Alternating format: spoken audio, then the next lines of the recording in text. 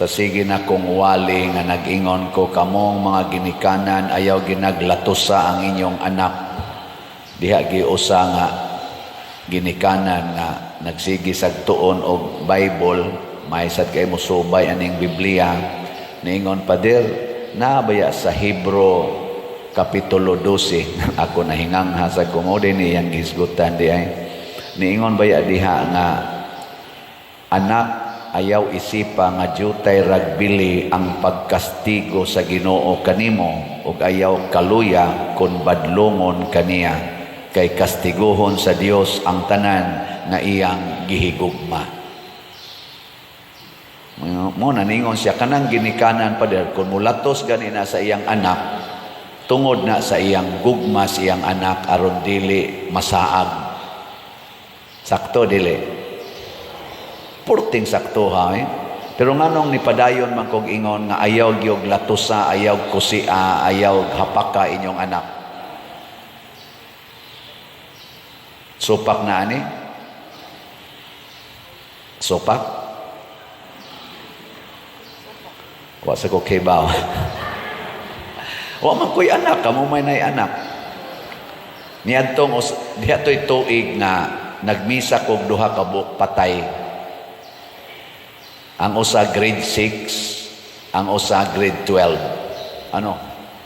Yeah, mura grade. Adi grade 12. Fourth year high school. Kantong grade 6 nahagbong kay porte sa gyud kuno atong sigduwag computer. Nahagbong dili pag-graduaton, amura pasamiron man ting ito. Gikasab-an sa iyang ginikanan o gilatos pagkaugma nagbitay sa pisi dito luyos ilang balay. Katong fourth year babae kandidato sa pagka usa sa mga honors nga mo graduate kanabang top 10 na tagaan man na sila mga medalya. Usa siya sa mga top 10 adto nga batch nga mo graduate nila. Nabuntis man na sipyat ba naguyab-uyab nya before few weeks before graduation nasakpan nga nabuntis gikasab-an sa mama ug natamparusan sa papa pagkaugma nagbitay sa habol gahigot og habol siyang liog didto sa iyang kwarto. Katong gibuhat sa mga ginikanan ngadto sa ilang anak naigo ba to aning dawata ang kastigo? Naigo wa. Ambot lang ninyo sa okay ba? Mga igsoon, unsa may gipuntariya dinhi matud pa sa unang linya sa inyong pagpakigbisog batok sa sala wala pagayod kamo makig-away hangtod sa kamatayon. Nya gibutang din diri sa katapusan paningkamuti ninyo ang pagpakigdait sa tanang tao o sa pagkinabuhi nga balaan kay gawas niini walay makakita sa Ginoo. Nga sa ato di ay paghatag og aksyon madisiplina man na ug unsay atong buhaton sa atong isig ka tawo. Unang rason buntogon ang sala. Ikaduha nga makita ang Ginoo. Pinaagi sa atong buhat ba? Makita ang Ginoo. Unya, mabuntog ang sala. Kana nga context, mabuhat nato ang tanan. Basta, mahitabo na siya. Mao na si Santa Agida, ang sa mayang gibuhat, nga daghan man kay mga sad-an atong panahon na, labi ng mga leaders, pamatyon man ang motuos Ginoo. Niining mga first 2 centuries sa atong human namatay si Kristo. Gipakita ni Santa Agida nga andam siyang magpakamatay para sa Ginoo, para sa pagtuo. Ug pinaagi siyang kamatayon, nakita ang Ginoo diha niya. Wa siya mudag armas, wa siya makigpinusilay, wa siya makig-away, wa siya magyaw-yaw nga nagsyagit-syagit, nagdag placard, siging syagit-syagit. Wa ang iyang gibuhat, giatubang niya ang mga leaders nga nasuko sa mga taong musunod sa Ginoo ug nagpakamatay siya. Mao sa nagihimo ni Pedro kalungsod, mao sa nagihimo ni Lorenzo Ruiz, San Vicente Ferrer, San Roque. Sa lain-lain lang paagi, gihimo na nila ang pagbuntog sa sala. Ug unsa man nga sala, nga dako kayo nga sala, dinhis kalibutan karon, kanang dili na ta maminaw sa pulong sa Ginoo. Matod pa diri sa atong ebanghelyo, pagkahibaw nila nga si Kristo nga nag-claim nga ako ang Mesiyas, anak ra di ni Jose og ni Maria, pobre kaayo ang iyang mga barkada, iyang mga igagaw, mga pobre sad kaayo. Gitawag tog mga igsuo niya. Wa siya dawata, gisalikway siya sa mga leaders gani. Eventually gipatay gid siya. Sa ato pa di ay kani di ay kastigo nga gipasabot dinhi aning Hebreo, sa ako lang ubos nga pagsabot, kana bang tugutan sa Ginoo dinhis kalibutan nga sakiton ta sa sala. Kung pinangga tas Ginoo, tagaan ta niya kalig-on nga makasagubang sa kasakit nga ihatag sa sala nato. Kay kani manggong sala mga igsuon mohatag ginig kasakit o kamatayon. Matod pa ni San Pablo sa lain niyang sulat, tungod sa sala ni sulod ang kamatayon nya. Diha sa kamatayon ganunot ang kasakit. Kung naa gani ning sala, naa ginang kasakit o kamatayon. Sige, lingi ay mong tupad. Ing nanganong nitingog mo na, abitag joke.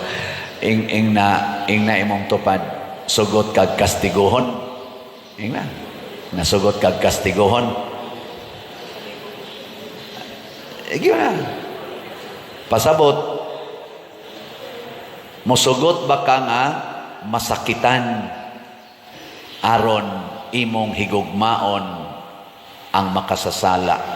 Kanang prinsipyo nga love the sinner, hate the sin, maunay kastigo nga makaigo gid nato. Kay kanang makasasala kun ato nang higugmaon, iya man tang atakihon. Nya unsa man paghigugmas makasasala, matud pa ni Kristo, sultihi siya sa iyang sala. Maragi na, sultihi siya sa iyang sala. Unya kung ato siyang sultihan siyang sala,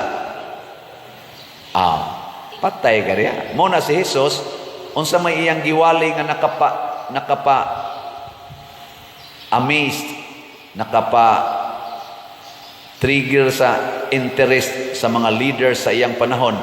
Gasigi siya sulti sa mga sala, sa mga leaders. Matod pa niya, mga tigpakaron ingnon kamo. Nagpatambok mo sa inyong kaugalingon, imbis nga inyong atimanon ang inyong mga karnero, giihaw na noon ninyo o inyong gikaon. Di ba? Sounds familiar? Awa mo ka. Di mo ka-relate? Di mo ka-relate? Mo na gisulti ni Kristo. Unsa may iyang giigo sa una, katong iyang tigpakaron ingnon, unya nagpahimulos, iya gitong gipanglimbuad ang mga lamisa dito sa templo, ing sa ayaw himuang merkado ang balay sa akong amahan. Kana bang nakasintro na sa kwarta ang mga leaders. Kwarta na ang gihuna-huna. Ug tungod aning paghunahuna na tog kwarta, sige tag hunahuna nga mangwarta, ma-leader man or ma-follower, magkagubot gyud tag maayo. Nya maon tanay atong atubangon. Muna kaming mga pare, doon na nami mandate daan, in general, ang kaning naa sa religious life, mga madre, mga monghe. Unsa man among basic nga gitudlo nga among puy-an, nga mausad ni ang mo kastigo namo. Kanang pagpuyo og kinabuhi nga sa poverty, chastity, celibacy, and obedience. Usba ko no be? Poverty, chastity. Ang kanang chastity o celibacy o sarana. Kaya, tapos bon. Poverty, chastity, obedience. Mao na'y basic namo nga puy-an nga kinabuhi. Kakita gani mo namo nga wa nami magpuyuan ng poverty, chastity, and obedience, badlo nga dayon mi. Ano bang musupak? Pras na ako din nihangyo man tano nga kung pwede ma-extend ko dire kay nga naman dako pa kay tag himuonon. Pero inig-ingon sa obispo, balhin Father, di ko managana mamutos dayon ko. Naaman tay gitawag bargaining power. Pero kung dili mada, ayaw gyud supak. Pareha ng ato gong political arena, naamang ginang eleksyon, di ba? Kinsa ba dihang politisyana, jutay ratingali kayo ang politisyan, nga dili gustong mupadayon ang iyang termino. Ganahan man kita ng gahom.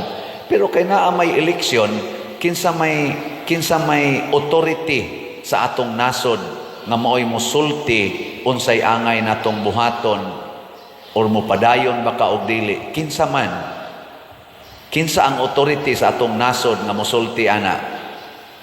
Hibaw mo kinsa? Ang katawhan. Mao nang naa ng eleksyon. Mao nang gi-honor nato ang demokrasya sa atong nasod. Naatay eleksyon. Kay ang mga tao maoy muhukom, papadayonon bakag dili. Bisag gusto kang mupadayon, pero ang mga tao di naganahan nimo, kana. Sundana mo na'y obedience. Poverty, chastity, obedience. Pero kung ang usa ka leader o ang usa ka tao magpuyo na nga gusto siyang dato siya, ako pare gusto jud kong madato, gusto jud kong mupahimos aning kalami, labi na ning sexual pleasure, mahimo dayon kong masinupakon.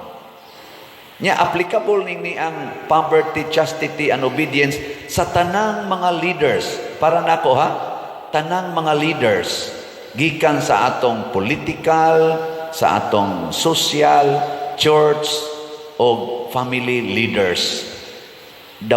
Gamitan ninyo poverty, chastity, obedience sa lain-laing application.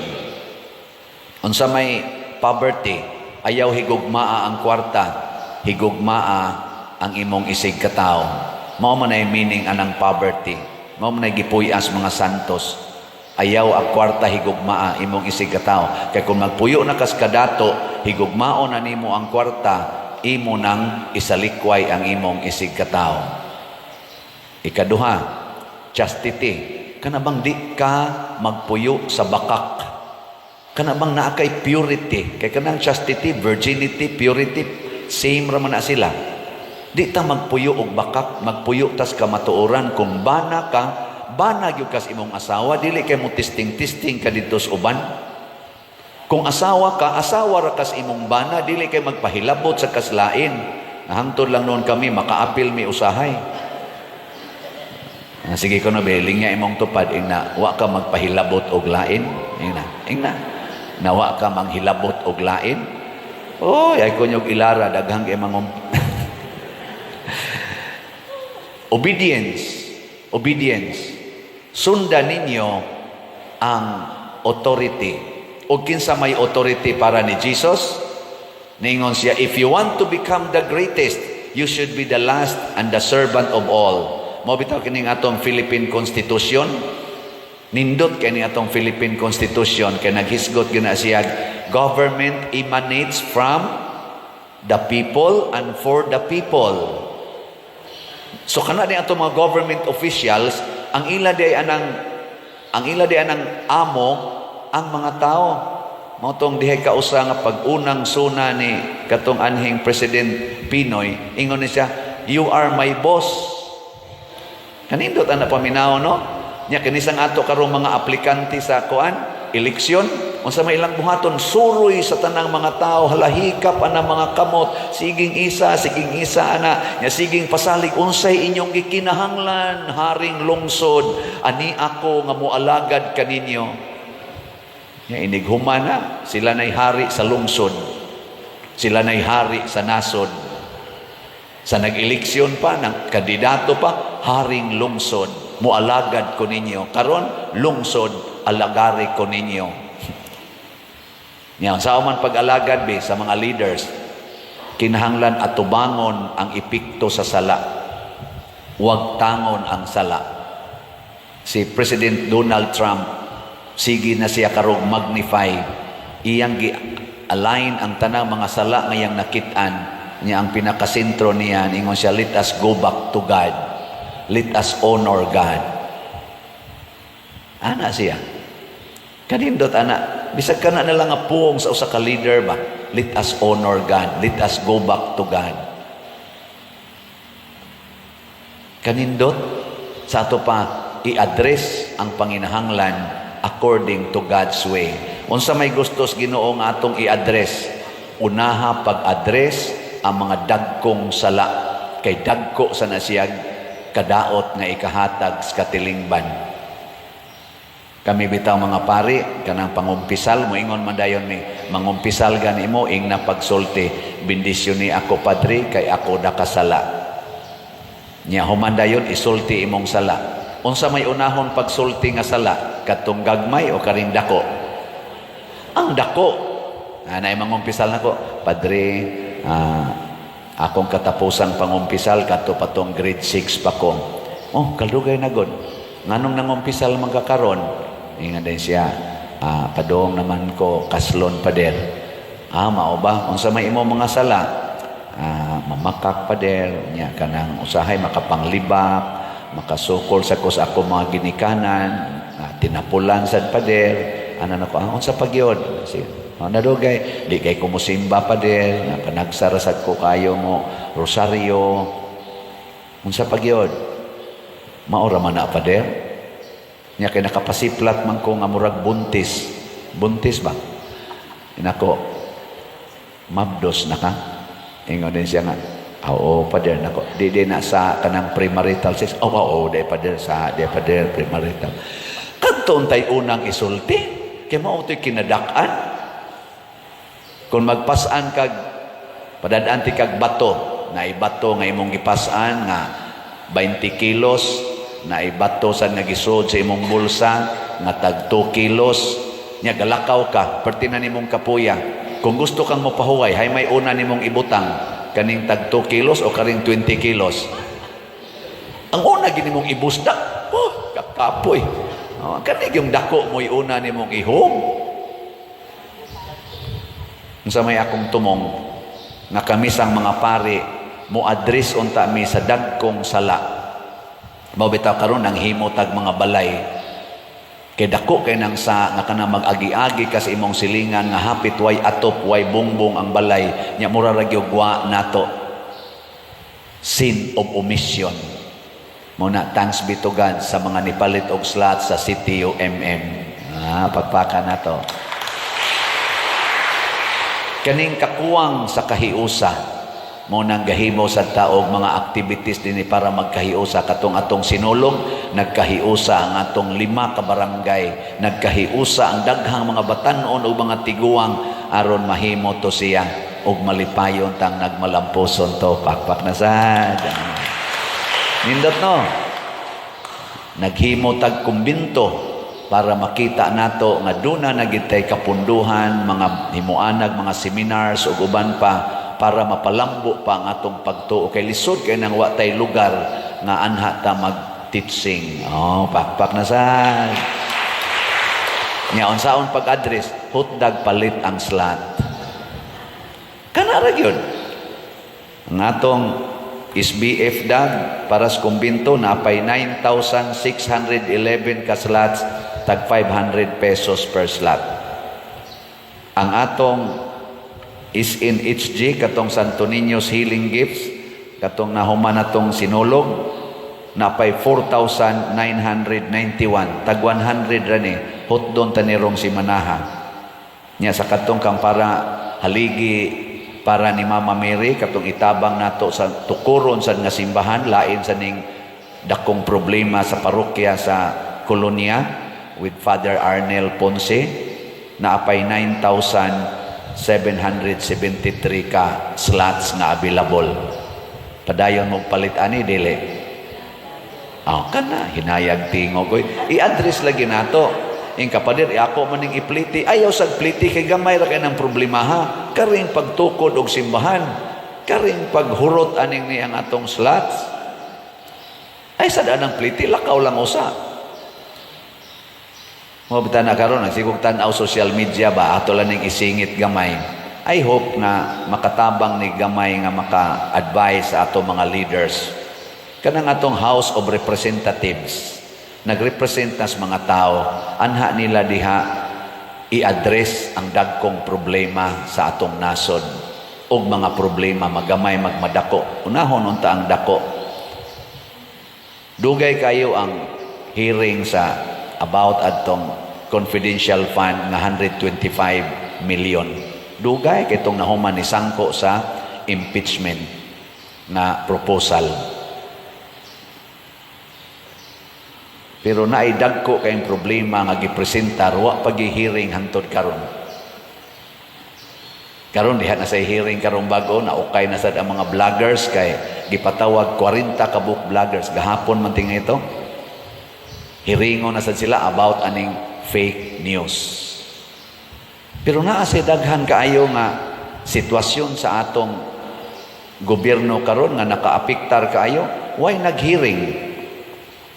Ako lang mensyonon na amo na social media sa ako ra saning nakita diha. Una, kadtong gi-accused nga flood control na 500 billion kuno toy worth ato, why nag-hearing nganong kusog kayo ang baha sa atong nasod. Why nag-hearing ana? Kana na ang napatoy giingon nga 25 tons of gold nga atong reserve gibaligya niadtong first 2 quarters matingali last year nya gireklamohan to kay hain to padong wa gyapoy nag-hearing ana.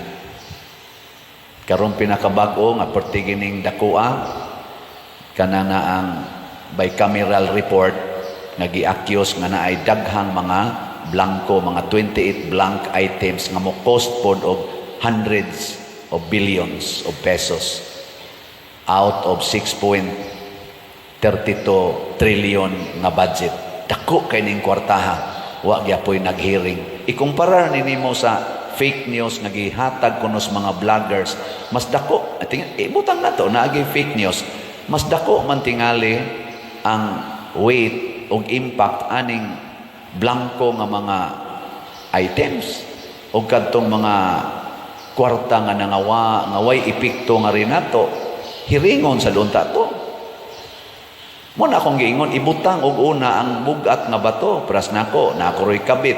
Unahon akong biya ang kabit nganong ari man ko mo focus aning akong pagkayaw-yawan kani akong pagpamakak nga ginagmay kanang pagpangabit mo nay unang ibutang. O ngano mga dili man hiringon sa atong mga leaders, sa akong duda, tungod kay sakit at tubangon kining mga kamatuoran o posible nga maapil sila. Dunay panahon nga ang atong sala, maoy mo, ang unang maigo sa atong sala, ang unang sakitan, kita nga nakasa. O mao na naigiingon diri ni aning letter to the Hebrews, pakigbatok sa sala, hangtod sa kamatayon, paagasig dugo, kay sa atong pag-atubang sa sala ang unang maigo kita. Ug daghan sa atong mga leaders karon masimbahan man og sa gobyerno hadlok masakitan, hadlok mauwawan tungod sa pag-atubang or diha sa pag-atubang sa kamatuoran.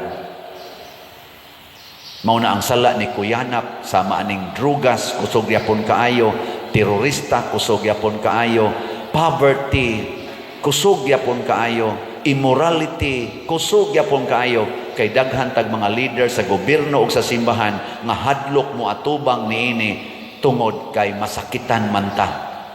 Apil naming mga pari apil na ng mga obispo uban pa, masakitan ta inig atubang nato ani.